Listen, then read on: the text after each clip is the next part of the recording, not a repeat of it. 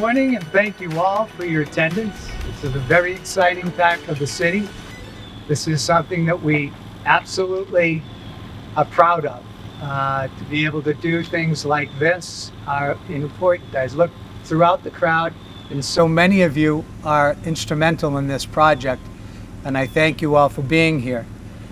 At this time, what I'd like to do is introduce Sherry Zoe.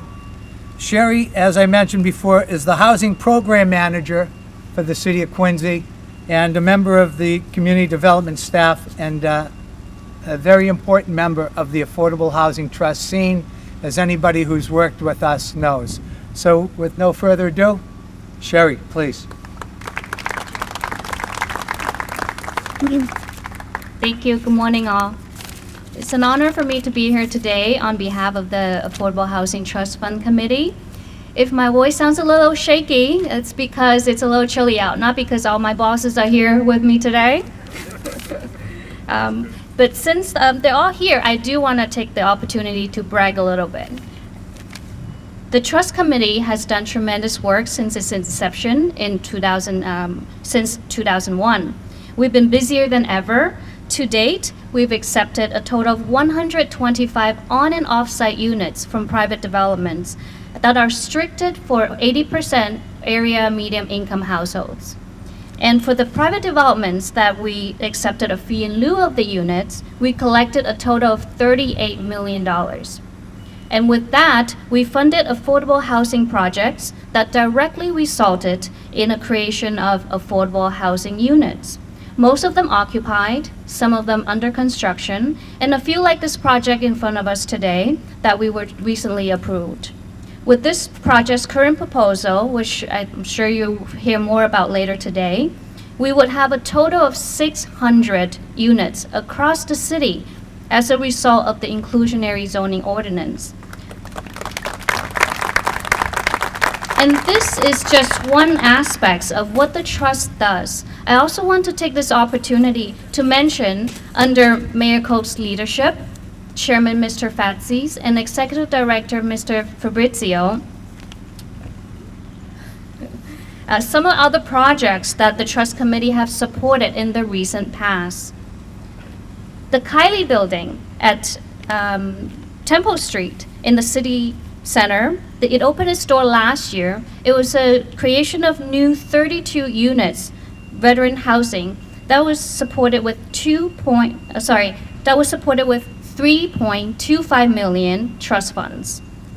The Finn Building on Hancock Street in the City Center was a new 22-unit housing completed also last year, supported with 2 million trust funds. 1.9 million was provided for the demolition and new construction of 14 units for what used to be a rooming house on Bigelow Street that caught fire last summer, which resulted in a total loss. Going back in time a little bit, the Trust Committee provided 1 million in flood mitigation in 2017 to residents who were impacted by one of the worst nor'easter winter storms that some of you might still remember. 1 million was provided to a total of 477 Quincy residents for rental assistance in response to COVID-19. 1 million was provided to Father Bill's Mainspring for their state-of-the-art facility that not only provides shelter, but wraparound supports, programs, and services, and 30 permanent housing on site.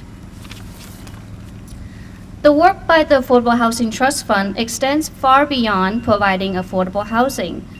We help create jobs, stimulate economic growth, preserve historic significant properties like the one we're here to celebrate here today, and most importantly, we provide a sense of stability and a hope to those in need. And with that, I'll pass it back to one of my bosses, Mr. Fatsis. At this time, I'm going to pass it on to my boss, who needs no introduction, but I will just say his support of affordable housing is unprecedented in the city's history. And you don't have to ask me, you can ask people like Sheldon Bennett, who were here day one. And the influx of support resources has been an incredible addition to what we do to call Quincy the best city in the Commonwealth to live in. So with that, I ask Mayor Thomas Koch to come up and say a word or two. Thank you, James, and thanks for your leadership with the planning department. You have a great team. We in the city have a great team. I'm grateful to the Community Preservation Committee, the Affordable Housing Trust. We have so many members of our community that sit on boards and commissions that work very hard to get the results that we talk about today. They do that without any compensation. It's a love of the community that drives that, so we're grateful for that. So today we're standing on what is the Seth Spear site on Spear Street, and there's a little history involved here. I want to talk a little bit about that history first. The first Seth Spear was a contemporary of John Adams. He actually served in the Revolutionary War veteran from that most important war that created this great experiment, the republic that we live in, great democracy today. His son, Seth Spear, was the one that would have been involved in this first house. So this would have been built in the early 1800s, and some additions over time. I believe it was added to the National Register in 1989. So today, for me, it's a twofer. We're talking about doing some affordable housing units while preserving a historic structure. As we all know, the city is extremely historic, and we can't save every structure that's old, but I think in the right places at the right time, we can do the right thing, and that's what we're doing here today with this structure. Spear Street is an interesting street. It's got a mixture of types of housing, and I know the neighborhood was felt inundated when there was a proposal here just a few years back to put some 34 units on this site, and it would have had a dramatic impact on the site and the neighborhood.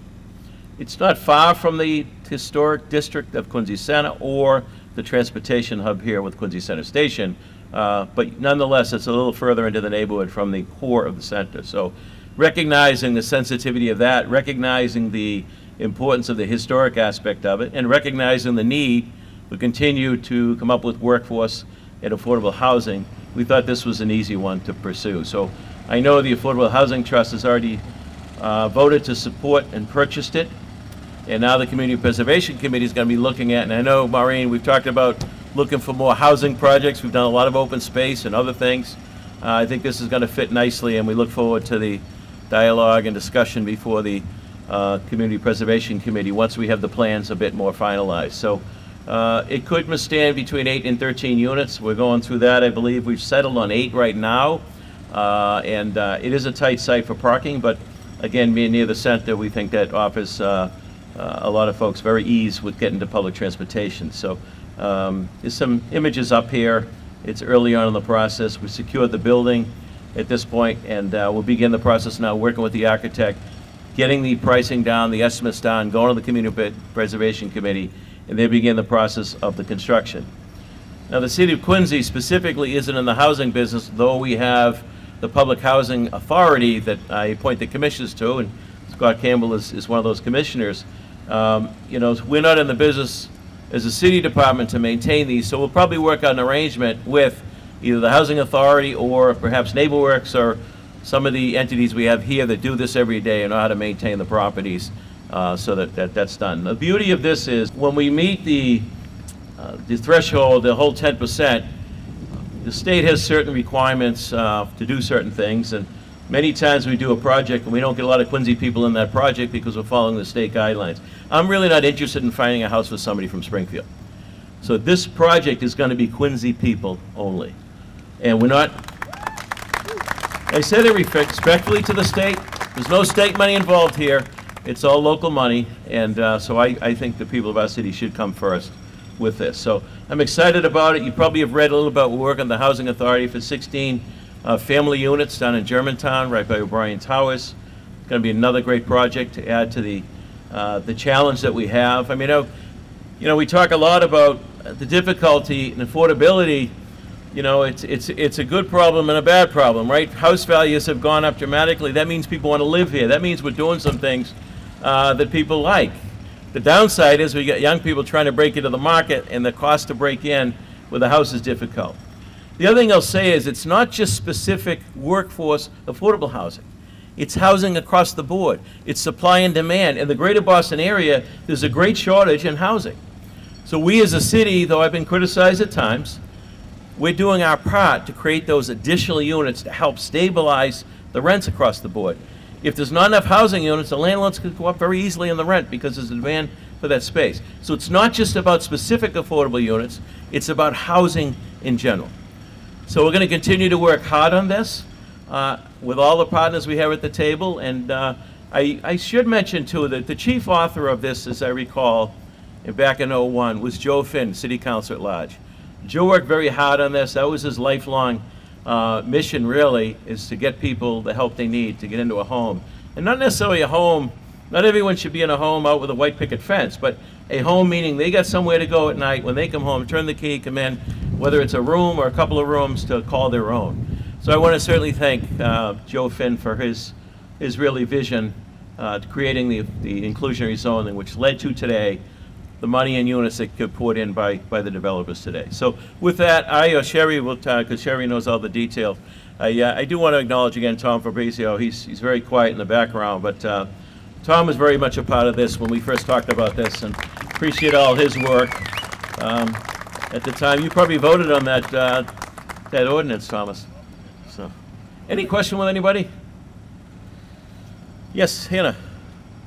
I'm wondering if you know when the plot is going to be finished and ballpark how much it might cost at the completion. The question was when it might be finished, how much it may cost. I don't want to get the estimate right now on the cost, but I can tell you we'll be in the ground in the spring. From that time, Joe, what do you think, about a year? Scott? Is it both buildings or? It includes both buildings, correct. Yep. Pretty unique site in many, many ways. The other thing that Bob Damon whispered in my ear before we got started was back in the early 1900s, there was a woman who worked at the library, and she got local business people to contribute money to create, this was a rooming house for women at one time in the early 1900s, which I had no idea. And I thank Bob for that information as well. So this has gone through an evolution of uses over the years, and now we're back to creating some affordable housing for our Quincy people. So no further questions. I appreciate you coming. This is an exciting project, and I look forward to getting it completed with all your cooperation. Enjoy the day. God bless. Thank you, Tony.